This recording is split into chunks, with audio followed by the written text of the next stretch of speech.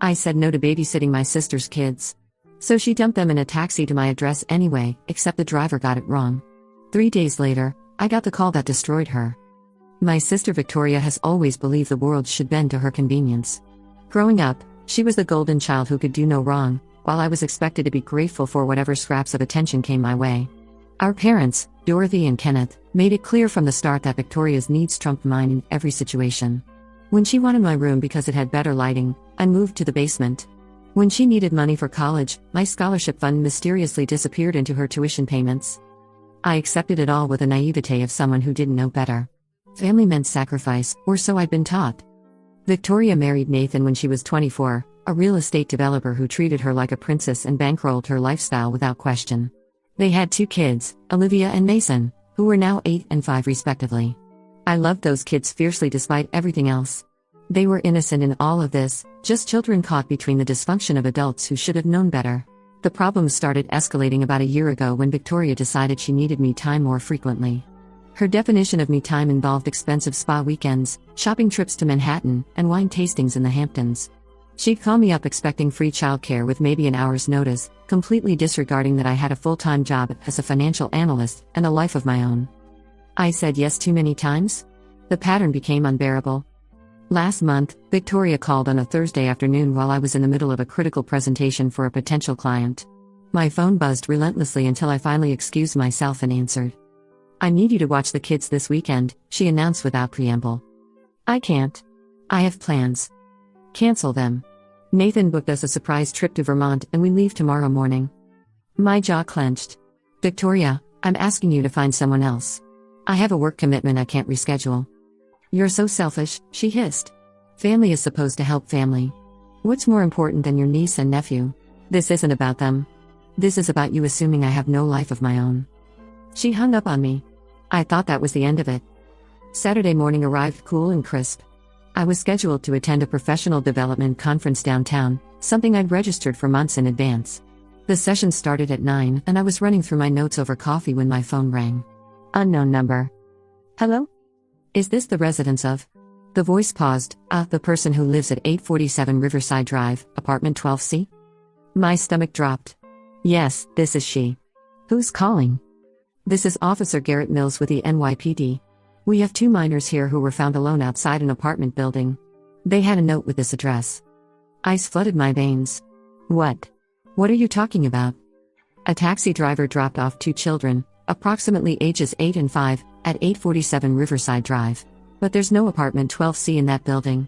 The building only goes up to 8 floors. The kids were left on the sidewalk. A neighbor called us when she found them crying.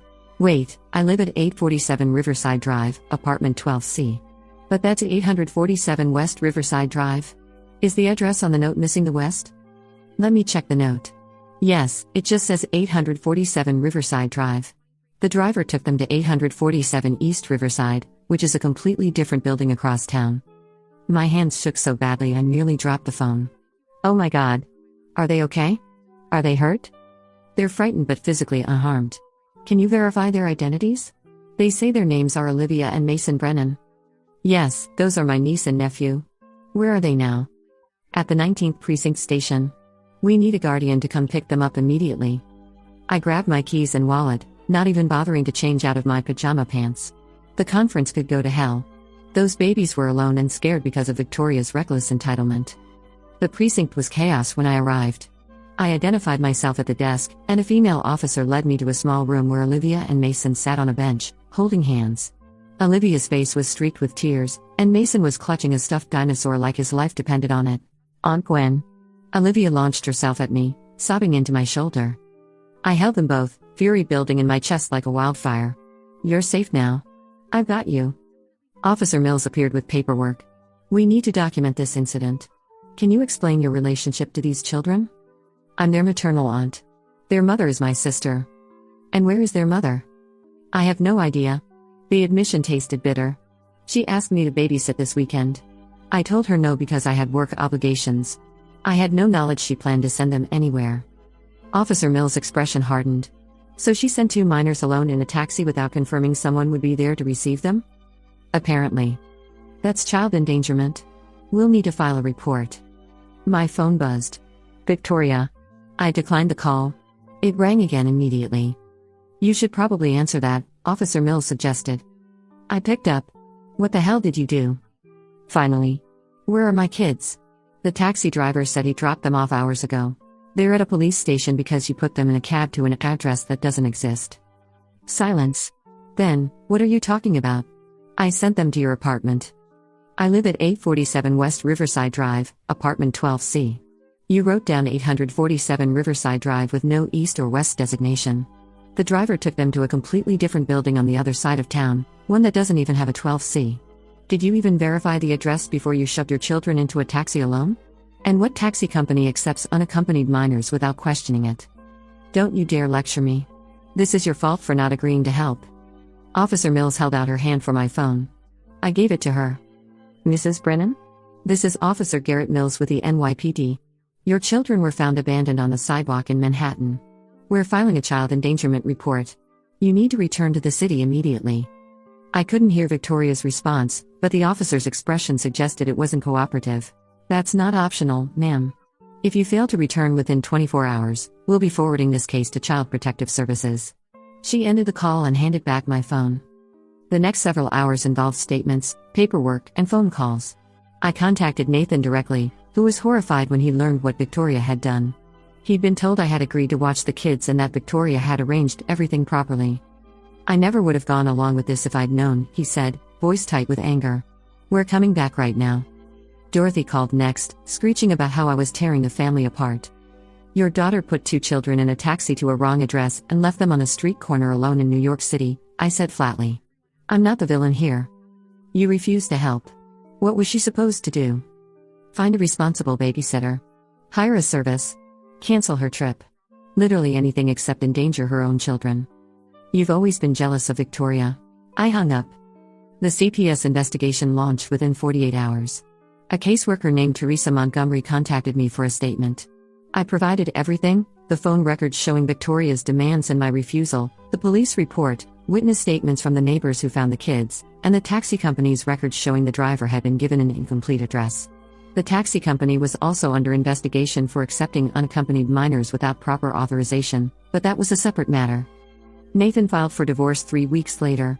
He'd hired a family law attorney and was seeking primary custody based on Victoria's demonstrated negligence. The police report became Exhibit A in his filing.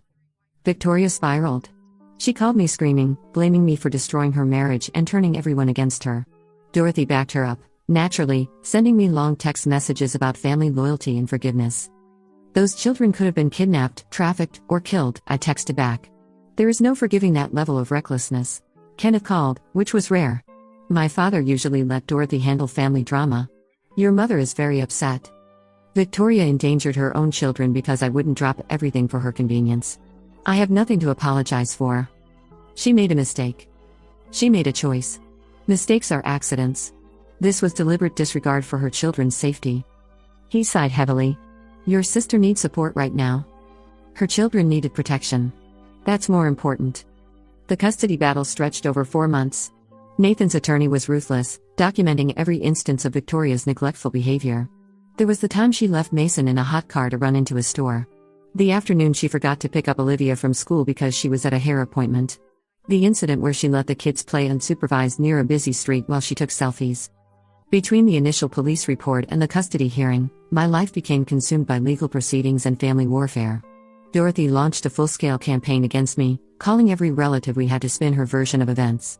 According to her narrative, I was a bitter, childless woman who'd weaponized one mistake to steal my sister's children out of jealousy. Our Aunt Patricia, Dorothy's younger sister, called me on a Wednesday evening.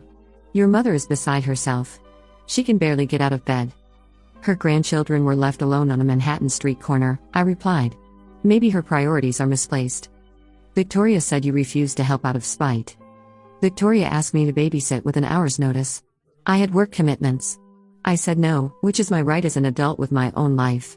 She then committed a crime by endangering her children. Family helps family, Gwen.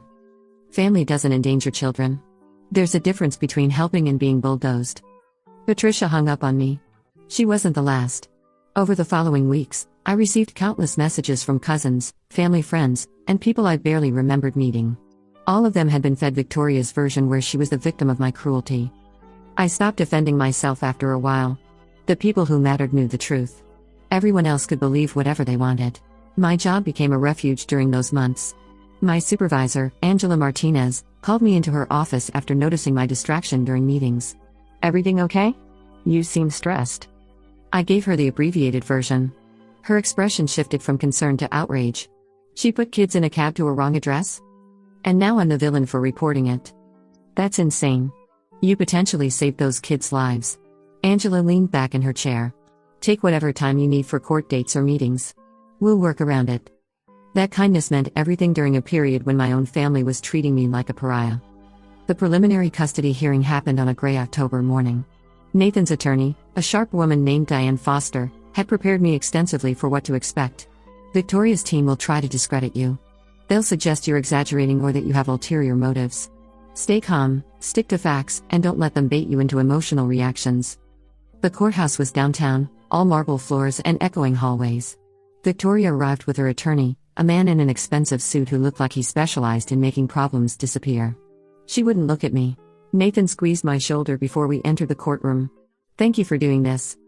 Those are my niece and nephew. I'd walk through fire for them." The hearing itself was brutal. Victoria's attorney painted her as a devoted mother who'd made an error in judgment during a stressful time. He emphasized her volunteer work at the kids' school, her involvement in their activities, and the stable home environment she provided. When Diane called me to testify, Victoria's attorney objected to nearly everything I said. Judge Morrison, a stern woman in her 60s, overruled most of the objections and let me speak. "Ms. Mitchell, please describe the events of October 15th.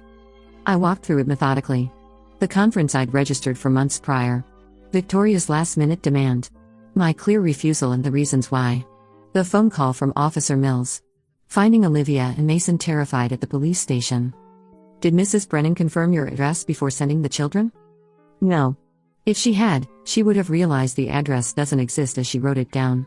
"Did she inform you she was sending them despite your refusal?" "No. I had no knowledge they were coming until the police called." Victoria's attorney stood for cross-examination. "Ms. Mitchell, isn't it true that you've always resented your sister's success?" "No. You're not jealous that she has a family while you're single and childless?" Diane objected. Judge Morrison sustained it. "Counsel, stick to relevant questions. Ms. Mitchell, how many times have you watched your niece and nephew in the past?" "Dozens of times over the years." "So you've established a pattern of helping your sister with childcare." "I've helped when my schedule allowed and when I was asked with reasonable notice." "And on this occasion, you chose work over family." "I chose a professional commitment I'd made months in advance over a last-minute demand that ignored my clearly stated boundaries." He tried several more angles, all attempting to frame me as the unreasonable party. But the police report was damning. Officer Mills' testimony about finding 2 small children abandoned on a sidewalk was worse. The taxi company's records showing Victoria had given an incorrect address sealed it. Judge Morrison ordered a full custody evaluation. "These are serious allegations. I want a comprehensive assessment of both parents' capability before making any determinations." The evaluation process took 6 weeks. Nathan and Victoria both underwent psychological assessments, home visits, and interviews with court-appointed evaluators. The kids were interviewed separately by a child psychologist specializing in custody cases. I wasn't part of the official evaluation, but Olivia told me later what the psychologist had asked. She wanted to know if we felt safe with Mom. I told her about the time Mom left Mason in the car and he couldn't get out because the child locks were on. What did she say? She wrote it down and asked me more questions about other times we felt scared or worried. Mason had apparently told the psychologist about an incident at a playground where Victoria had been so absorbed in her phone that he'd climbed to the top of equipment meant for older kids and fallen, breaking his arm. Victoria's version had been that she'd looked away for seconds. Mason's account made it clear she'd been distracted for nearly 15 minutes. The evaluator's report was devastating for Victoria. It documented a pattern of neglectful behavior, prioritization of her own wants over the children's needs, and minimal awareness of age-appropriate supervision requirements. The taxi incident was labeled as demonstrating severe lapse in judgment and disregard for child safety. I received a subpoena for the final custody hearing. This one would determine the actual arrangement going forward, not just temporary measures. Nathan's parents flew in from Oregon for the hearing. I'd met them a few times over the years, nice people who clearly adored their grandchildren. His mother, Carol, hugged me when she saw me in the courthouse hallway. "Nathan told us everything you did. Thank you for protecting our grandbabies." His father, Robert, shook my hand firmly. "Takes guts to stand up to family. We're grateful. Their support bolstered me. At least some people recognized this wasn't about revenge or jealousy. It was about two vulnerable children who deserved adults that put their safety first. Victoria took the stand first. Her attorney had coached her well. She cried at appropriate moments, talked about how much she loved her children, and insisted the taxi incident had been a one-time mistake born of desperation and poor judgment. I thought I was sending them to my sister's apartment, she said tearfully. I would never intentionally put my children at risk. It was a terrible error, and I'll regret it for the rest of my life.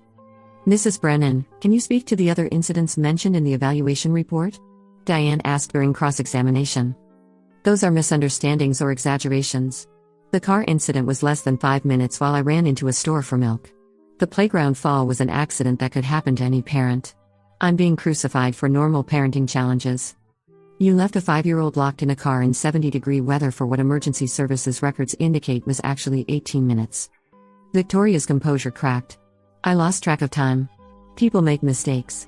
These aren't mistakes, Mrs. Brennan. They're patterns. A mistake is forgetting to pack a lunch. Leaving a child trapped in a hot vehicle is negligence. When I testified again, I focused on specific incidents I'd witnessed firsthand. The time Victoria had shown up 2 hours late to pick up the kids from my place because she decided to get a massage. The afternoon she'd promised to take them to the zoo but bailed because her friend invited her to brunch instead. The countless instances where she'd treated them as inconveniences rather than responsibilities. Do you believe your sister is incapable of caring for her children? Victoria's attorney asked during cross. I believe she's capable but unwilling to prioritize them over her own desires. That makes her dangerous to their well-being. That's quite an accusation against your own sister. It's an observation based on years of watching her treat those kids as accessories to her lifestyle rather than human beings who depend on her for their survival. Judge Morrison's ruling came 3 weeks later. Nathan got primary physical custody. Victoria received supervised visitation pending completion of parenting courses and psychological counseling. The judge's written opinion included language about demonstrable pattern of neglect and fundamental failure to prioritize child safety. The supervised visits would be monitored by a professional, a retired social worker named Mr. Graham Clark, who Nathan hired specifically for this purpose. Clark had 15 years of experience and wouldn't tolerate manipulation or inappropriate behavior during visitation time. I testified at the custody hearing. Victoria's attorney tried to paint me as vindictive, someone with an axe to grind against her successful sister. But the facts were undeniable. I had documentation. I had witnesses. I had Officer Mills' report detailing exactly what had happened. The judge awarded Nathan primary physical custody with Victoria receiving supervised visitation only. She was also required to complete parenting classes and undergo a psychological evaluation before unsupervised visits could be considered. Victoria blamed me for all of it. Dorothy stopped speaking to me entirely. Kenneth would occasionally send brief texts asking how I was doing, but the family unit had fractured beyond repair. The aftermath of the custody ruling created shockwaves I hadn't fully anticipated. Victoria's social circle turned on her almost immediately. Other mothers at the kids' school had heard about the court case, and suddenly the woman who'd been hosting elaborate birthday parties and organizing fundraisers was being excluded from playdate groups and PTA committees. She blamed me for that too, naturally. As if I had any control over how other parents reacted to learning she'd endangered her own children. My coworker Jennifer stopped by my desk about a month after the ruling. I saw you mentioned in some Facebook group. Parents talking about a custody case? My stomach sank. What were they saying? Just that someone local had lost custody for child endangerment. No names mentioned, but the details were specific enough that people were speculating. She paused. Look, I know you've been dealing with family stuff. If anyone here gives you grief about it, let me know. Thanks. I appreciate it. The speculation didn't bother me as much as it probably should have. Let people talk. The court documents were public record for anyone determined enough to look. What mattered was that Olivia and Mason were in a safer environment. Nathan invited me to his apartment for dinner that first week after getting primary custody. The place looked different already, more organized and structured. He'd set up consistent routines for homework, meals, and bedtime. There was a chore chart on the refrigerator and a calendar marking important dates. They're adjusting better than I expected, he said while the kids played in the living room. Olivia seems more relaxed. Mason's sleeping through the night again. They know they're safe now. That makes all the difference. Victoria's attorney is already filing motions to modify the visitation order. She wants unsupervised time. Already? She hasn't even started the mandated counseling yet. I know. Diane says it won't go anywhere, but it's going to be a constant battle. He ran a hand through his hair, exhaustion evident. I need to ask you something. Anything. Would you be willing to be listed as an emergency guardian? If something happens to me, I want to make sure the kids don't default back to Victoria. The weight of what he was asking settled over me. You're sure? That's a huge responsibility. You're the only person I trust completely with them. You've already proven you'll put their safety above everything else, even your own family relationships. Then yes. Absolutely yes. We completed the paperwork that week. I became the designated guardian in the event Nathan was incapacitated or deceased. Victoria would have contested it if she'd known, but Nathan's attorney assured us it was legally sound given the custody arrangement. Dorothy found out somehow and left me a voicemail that dripped with venom. You're trying to steal those children permanently. What kind of monster turns against her own blood like this? The kind who watch those same children nearly become trafficking statistics because their mother couldn't be bothered to write down a complete address, I thought but didn't say. I deleted the message without responding. Work became my sanctuary during this period. I threw myself into projects, volunteered for extra assignments, and built relationships with colleagues who didn't know anything about my family drama. Angela recommended me for a promotion, which I received 3 months after the custody hearing. You've been through hell, she told me during the celebratory lunch. But you've never let it affect your work quality. That's impressive. Work is the one place where things make sense. Performance reviews are based on actual merit, not who can manipulate emotions better. Family issues? Something like that. I didn't elaborate, and she didn't press. It was refreshing to have professional boundaries respected after months of Victoria and Dorothy acting like my refusal to enable their dysfunction was a personal attack. The supervised visitation started 2 months after the ruling. Nathan hired a professional monitor, a retired social worker named Graham who'd done this work for 15 years. He'd seen everything and didn't tolerate nonsense from parents trying to manipulate situations. Olivia told me about the first supervised visit. Mom cried a lot. She kept saying the mean judge didn't understand and that Dad was turning us against her. How did that make you feel? Confused. We're not against her. We just want her to be safe with us. Mr. Graham told her she needed to focus on activities with us instead of talking about the court case. Good. What did you end up doing? We went to the park. Mom stayed on her phone most of the time, but at least we were together. The pattern continued. Victoria would show up for her supervised hours but spend most of the time either complaining about the situation or being too distracted to genuinely engage with the kids. Graham's reports reflected this, noting that she appeared physically present but emotionally disconnected from the children. Nathan shared the reports with me. This isn't getting better. If anything, she's getting worse. What does Diane say? That it strengthens our case if she tries to modify custody. But it also means the kids aren't getting the relationship with their mother that they deserve. That was the tragedy underneath everything. Olivia and Mason loved Victoria despite her flaws. They wanted a mother who'd show up for them, who'd prioritize their needs, who'd demonstrate growth and change. Instead, they got someone still playing the victim and refusing to take accountability. The parenting classes Victoria was required to complete were held twice weekly for 12 weeks. Nathan received copies of the attendance records. She missed 4 sessions in the first month alone, always with excuses about conflicting appointments or not feeling well. The coordinator warned her that excessive absences would result in failure to complete the program. She started attending more regularly after that, but her participation was minimal. The instructor's notes mentioned that Victoria demonstrates resistance to feedback and appears to view the requirement as punitive rather than educational. Her psychological evaluation was even more concerning. The therapist's report described her as having narcissistic tendencies with poor insight into her own behavior and limited capacity for empathy, particularly regarding her children's emotional needs. The recommendation was for ongoing individual therapy, at least once per week for a minimum of 6 months before unsupervised visitation could be considered. Victoria called me after receiving that report, the first time we'd spoken directly since the custody hearing. Are you happy now? They're calling me a narcissist who can't love her own children. They're calling you someone who needs help. There's a difference. This is all your fault. If you just watched them that weekend, none of this would have happened. If you'd accepted my no like an adult, none of this would have happened. If you'd verified an address before sending children alone across the city, none of this would have happened. If you'd prioritized their safety over your vacation, none of this would have happened. You made choices, Victoria.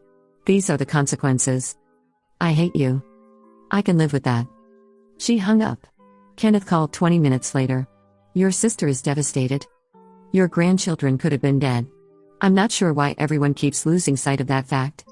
Nobody's losing sight of anything. But she's trying to get better. Can't you acknowledge that? She's going through motions because a court ordered her to. That's not the same as genuine change. When she starts showing actual insight and accountability, I'll acknowledge progress. The months dragged on. Victoria completed her parenting classes with minimal passing scores.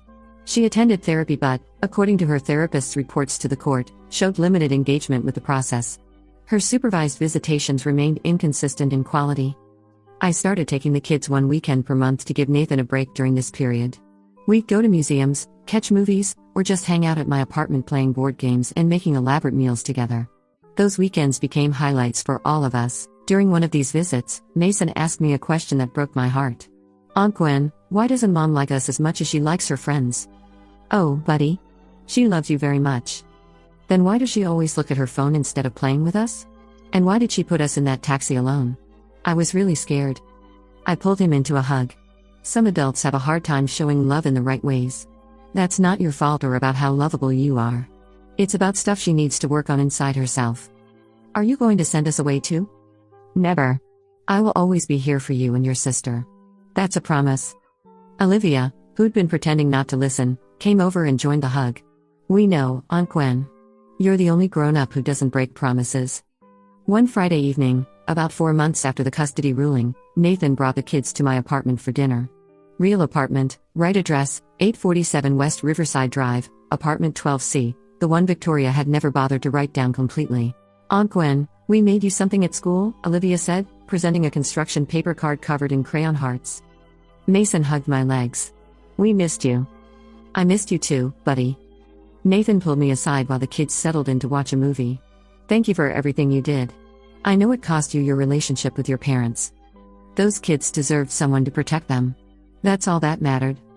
Victoria's attorney is pushing for modified custody again. Claims she's completed all the court requirements. My stomach tightened. What do you think will happen? The judge will probably grant limited unsupervised visitation eventually. Short visits, gradually increasing if there are no incidents. He rubbed his face tiredly. "I can't keep them from their mother forever. But I can make damn sure she never gets the chance to be that careless again." The modified custody arrangement went into effect 8 months after the original ruling. Victoria was allowed unsupervised visits every other weekend, starting with just daytime hours and gradually building to overnights if she maintained appropriate standards. The court kept Mr. Graham Clark available for spot checks and required Victoria to maintain her therapy sessions. I ran into her at Dorothy's birthday party, the first family gathering I'd attended since the incident. She looked haggard, older than her 32 years. When she saw me, her face contorted with rage. "You destroyed my life. You endangered your children. I just made sure there were consequences. They're my kids. You had no right. They're human beings who deserve not to be abandoned on a street corner because you couldn't be bothered to verify an address." Dorothy appeared, champagne in hand. "Can we please not do this today? Your golden child nearly got her kids kidnapped because she's too selfish to be a responsible parent," I said evenly. "But sure, let's pretend everything is fine." Victoria lunged at me. Nathan caught her arm, pulling her back. "Don't give them more ammunition against you." "I hate you," she spat at me. "I hope you're happy now." "I'm happy those kids are safe. Everything else is just noise." The party ended early. Kenneth walked me to my car, hands in his pockets. "Your mother wants you to apologize." "For what, exactly?" "For testifying against Victoria. For causing problems in the family." I testified truthfully about what happened. If that caused problems, Victoria created them, not me. She's trying to get better. The therapy is helping. That's good. She should have been in therapy years ago. She's still your sister. And those are still children who could have died because she was too entitled to accept the word no. I opened my car door. I love Olivia and Mason more than I need Dorothy's approval. That's not changing. The supervised visitation period lasted a year. Victoria completed her parenting courses and therapy sessions, though Nathan told me she viewed them as hoops to jump through rather than genuine opportunities for growth. Eventually, the court granted her unsupervised visits, 2 weekends per month. I held my breath every time the kids went to her house. Nathan did too. He'd installed tracking apps on their phones and made them promise to call him immediately if anything felt wrong or unsafe. Nothing catastrophic happened, but the small incidents continued. Victoria would forget to pack Mason's allergy medication. She'd schedule activities during Olivia's homework time and then blame the school when grades slipped. She'd promise trips to museums or parks and then spend the day shopping instead, leaving the kids bored and disappointed. Nathan documented everything.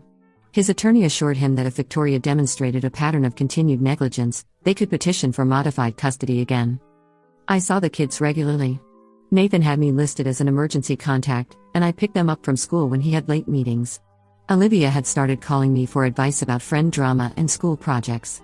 Mason would randomly FaceTime me to show me his latest Lego creation or tell me about something funny that happened at recess. They were thriving despite everything. That was all that mattered. Victoria's animosity toward me never faded. Family gatherings became battlegrounds, with her making pointed comments about how I'd stolen her children's love or poisoned them against her. I stopped responding.